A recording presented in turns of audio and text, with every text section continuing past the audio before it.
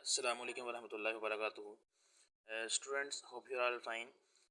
बेटा, कल हमने जो टॉपिक पढ़ा था वो फ्लोटिंग पॉइंट रिप्रेजेंटेशन का था, जिसके अंदर इसका जो बेसिक साइंटेक्स था वो कुछ इस तरह से था कि यहाँ पर आपका नंबर आता है, यहाँ पर उसका साइन, फिर मेंटीसा एंड देन टू, और उसकी पावर, उसकी जो पावर होती है बेसिकली वो एक्सपोनेंट आता है।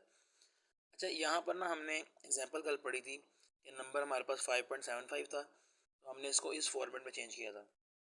यहाँ पर मैंने सिर्फ साइन का बताया था कि साइन मैंने यहाँ मेंशन नहीं किया है। साइन हम बताते हैं कि अगर तो हमारा नंबर जो है पॉजिटिव हो तो हमारा जो साइन होता है, साइन बिट बेसिकली ज़ीरो होता है।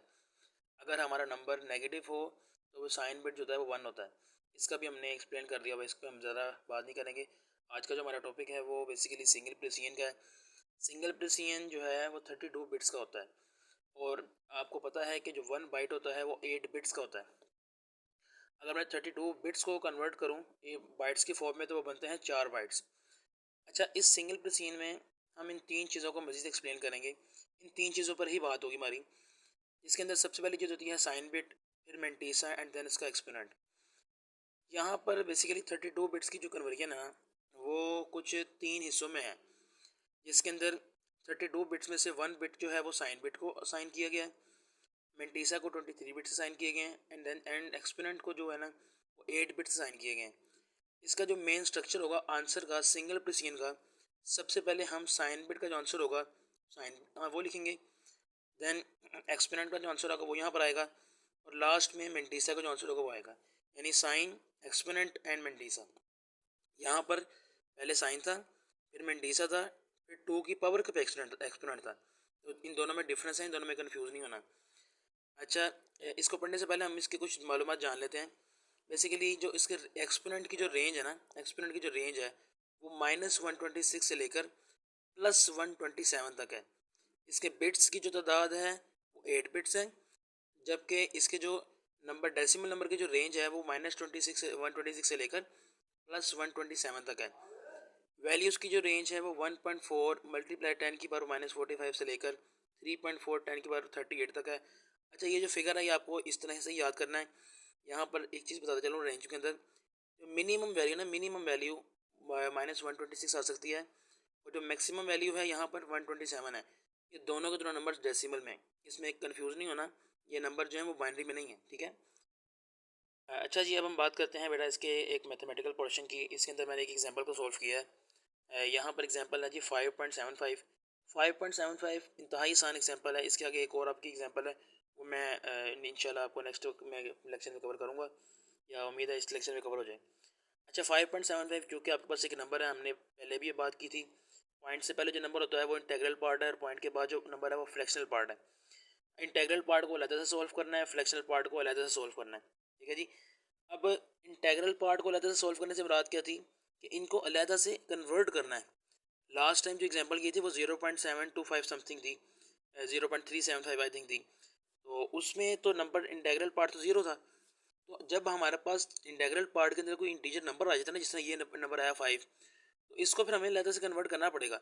मैंने यहाँ पर कन्वर्ट किया 5 को, 2 मल्टीप्लाई 2 आंसर 4, और बचा 1, 2 1 ज़ा 2, बचा 0, यानी 101 इसका आंसर था ओवरऑल बाइनरी में, यहाँ लिख दिया गया। अब पॉइंट के बाद है 0.75। मैंने इसको वही सॉल्व किया वही पुराने मेथड से। आपको पता है कि जब आपका पॉइंट में कोई नंबर आता है तो उसको सॉल्व करने का एक मेथड है कि आपने इसको मल्टीप्लाई करना है 2 के साथ। 0.75 को मल्टीप्लाई किया 2 के साथ, आंसर है जी 1.5। 1.5 में से पॉइंट से पहले जो इंटेग्रल पार्ट है उसको एक्सेप्ट किया, 0.5 को नेगलेक्ट। 1.0 में से ये जो 1.5 बचा, इसमें से इंटेग्रल पार्ट जब अलग हो गया तो बचा वो 0.5।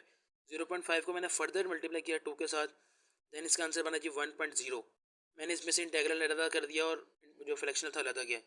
अब इसको मैं ज़ीद आगे क्यों नहीं सॉल्व कर सकता, क्योंकि इसका फ्रैक्शनल पार्ट क्या बचता आगे, जीरो। इसी वजह से मैं इसको मज़ीद फर्दर सॉल्व नहीं कर सकता, ठीक है जी। अब अगर मैं बात करूँ इसको स्ट्रक्चर में लिखने की, तो मेरा पॉइंट से पहले जो नंबर था 101 आया, और पॉइंट के बाद आया जी 1 और 1। बेसिकली 1 और 1, ये वाला 1 और ये वाला 1 यहाँ लिख दीजिए, सेम एज इट इज़। अच्छा, इसको देखें जी, अब ये जो नंबर है ना ये मेरा बेसिकली स्टैंडर्डाइज फॉर्म में नहीं है। इसको कन्वर्ट करने के लिए, नॉर्मल फॉर्म में कन्वर्ट करने के लिए मैंने इसके अंदर एक साइंटिफिक नोटेशन का फॉर्मूला लगाया, जिस तरह आप लोगों ने साइंटिफिक नोटेशन का प्रोसेस पढ़ा भी हुआ है कि फर्स्ट नॉन ज़ीरो डिजिट के बाद आपका जो है ना वो पॉइंट आता है, डेसिमल नंबर आता है। मैंने सेम ऐसे लिखा, 1 वैसे लिखा, पॉइंट को मैं 2 नंबर पीछे ले गया। अब देखें यहाँ पर पॉइंट जो है वो 2 नंबर पीछे जा रहा है। अब 2 नंबर पीछे जा रहा है, इसका मतलब है कि यहाँ पर जब राइट लिमिट से लेफ़्ट लिमिट की तरफ, जब राइट से लेफ़्ट की तरफ नंबर मूव करेगा तो हमेशा पावर में, और पावर जो है ना वो पॉजिटिव होगी। और अगर लेफ़्ट से राइट मूव करेगा तो पावर हमेशा क्या होगी, नेगेटिव। इन दोनों की आपको समझ लगी कभी? बताता हूँ जी। यहाँ से जब हमने राइट से लेफ़्ट की तरफ मूव किए हैं, देखें जी इसका आंसर कुछ बनेगा जी 1.0111, यानी 1.0 ये ट्रिपल वन वैसे बना। अब देखिए मल्टीपल 10 की पावर मैंने लगाया 2, ये 2 किस में है, प्लस में। यही कंसेप्ट बता रहा हूँ, जब राइट से लेफ्ट पे जाओगे तो जो पावर होगी, एक्सपोनेंट होगा, वो पॉजिटिव होगा। अदरवाइज इन केस जो है लेफ्ट से राइट होगा तो वो नेगेटिव हो जाएगा। ये वाला नंबर जो है ये बताएगा जी जो आपका नंबर है वो साइन बिट क्या है जी, पॉजिटिव है। पॉइंट के बाद जो नंबर है वो मिंटीसा है, और इसकी जो पावर थी 10 की जो पावर है वो एक्सपोनेंट है। वो एक्सपोनेंट का आंसर भी हमारे पास गिवन है, ठीक है जी। ये हमारे पास असल में हमने अभी इसको इसको इस फॉर्म में चेंज किया, इस क्वेश्चन को इस फॉर्म में चेंज किया, साइन मिंटीसा और 2 की पावर समथिंग। यहाँ पर 2 है, यहाँ पर 10 है, कंफ्यूज नहीं होना, हमें चाहिए सिर्फ एक्सपोनेंट है। अब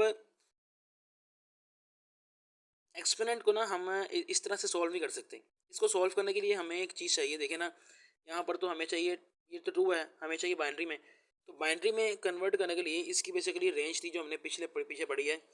यहाँ पर हमने पढ़ी कि इसकी रेंज -126 से 127 में है। और जब हमने इसको इस पर कन्वर्ट करना है तो हमेशा आपने क्या करना है जी, जो आपका एक्सपोनेंट है कुछ भी हो, 2, 3, 5, 10 कुछ भी हो, आपने इसको हमेशा प्लस करना है 127 के साथ। आंसर जो भी आए उसको कन्वर्ट कर देना बाइनरी में। ये मेरा आंसर 129 बना, मैंने इसको कन्वर्ट किया तो मेरा आंसर बाजी 1, और ये तकरीबन 6 जीरो है और साथ में 1 है। मतलब ये मेरा बाइनरी का कोड है किसका, 129 का। सेम एज इट इज़ ये आपका देखें बाइनरी में कन्वर्ट हो गया है। और ये भी 8 बिट्स का है, क्योंकि हमारा जो साइज़ था वो 8 बिट्स का था। यहाँ पर देखें 8 बिट्स का साइज़ था, यहाँ पर हमने 8 बिट्स का साइन इसको साइन किया था, तो वो सेम 8 बिट्स में आ गया हमारा एक्सपोनेंट का आंसर, हमारा 8 बिट्स में आ गया। साइन बिट कैसे पता लगेगा कि ये 0 है कि 1 है? इस क्वेश्चन को देखें, अगर तो ये पॉजिटिव है तो हमेशा साइन क्या होगा जी, 0। अगर ये नेगेटिव के साइन का होता तो इसका आंसर क्या था जी, 1। इसलिए क्योंकि ये पॉजिटिव है तो मैंने यहाँ लगाया 0। और मिंटीसा जो बेसिकली क्या है जी, यहाँ पर ये 0,111 0,111 है। यहाँ पर बेटा एक बात समझना बहुत ही ज़्यादा ज़रूरी है। साइन के लिए हमने कुछ मेमोरी लोड की थी कि जी साइन जो होगा वो हमेशा 1 बिट का होगा। मिंटीसा जो हमारा होगा वो हमेशा 23 बिट्स का होगा। और जो हमारा एक्सपोनेंट होगा वो होगा जी 8 बिट्स का। अब 8 बिट्स में हमने इसको कन्वर्ट कर दिया, 1 बिट में इसको कन्वर्ट कर दिया। इसको 23 बिट में कन्वर्ट करने के लिए, ये मेरे पास 4 बिट्स हैं, इसको 23 बिट्स में कन्वर्ट करने के लिए बाकी जितने बचे के मैंने वो बचा 19, मैंने 19 जीरो ऐड करने, 19 जीरो ऐड करेंगे। इसका आंसर कुछ इस तरह से बनेगा जो हमारा पिछला स्ट्रक्चर हमें पढ़ा अभी। सबसे पहले साइन आता है, साइन एक्सपोनेंट आया, ये आपका एक्सपोनेंट लिखा हुआ है 1, और ये तकरीबन ये देखें ना ये सारा एक्सपोनेंट चल रहा है, यानी यहाँ से लेकर ये वाला आपका एक्सपोनेंट हो गया, ये आपका साइन हो गया, और यहाँ से जो फर्दर चलेगा ना आपका जितना भी होगा वो सारा क्या होगा जी, मेंटीसा। और यहाँ तक बेटा आपका ये क्वेश्चन है। इंशाल्लाह आपका जो नेक्स्ट माइनस में है, बेसिकली मैं चलिए माइनस में है वो भी समझ लें, आसान ही है। बस आपने करना क्या है, सारा प्रोसेस वही है। यहाँ पर 0 है क्योंकि साइन हमारा क्या था, पॉजिटिव था।